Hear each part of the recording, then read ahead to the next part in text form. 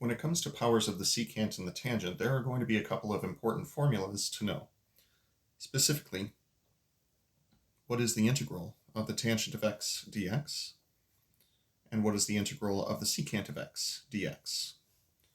Both of these are definitely not basic forms, to say the least. They both require use of a bit of algebra that is rather tricky.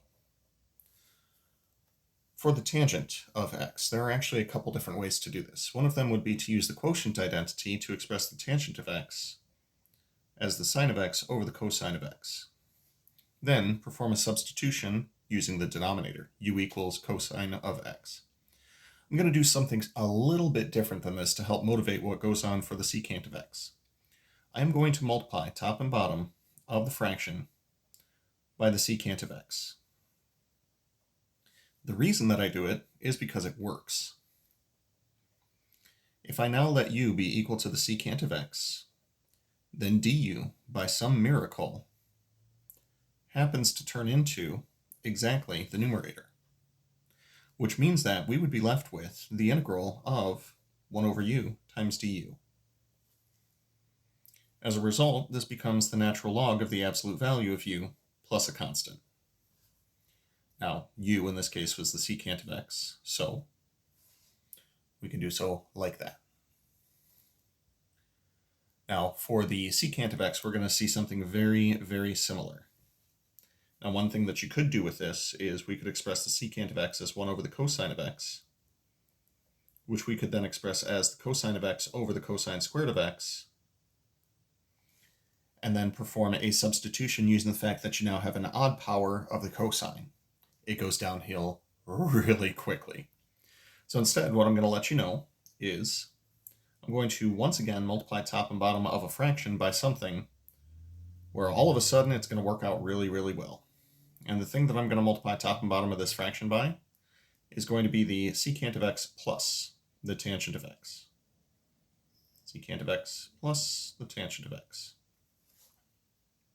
Reason being, if I now allow u to be equal to the secant of x plus the tangent of x, du would be the derivative of secant of x, which is secant of x tangent of x, plus the derivative of the tangent of x, which is secant squared of x. All of this would be multiplied by dx.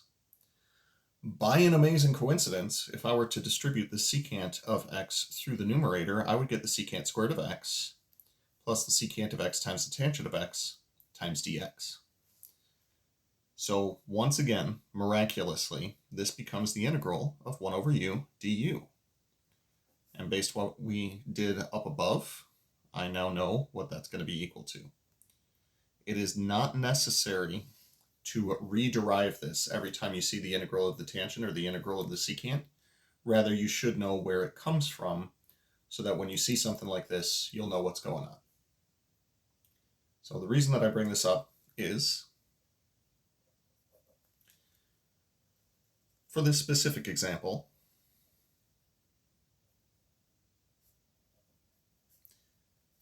and that is going to be the integral of the tangent cubed of x. Now for the integral of the tangent cubed, normally what we're supposed to do is set aside one of the tangents so that we can eventually make a substitution on the secant. Now with that in mind, what we're going to do here is a little bit different.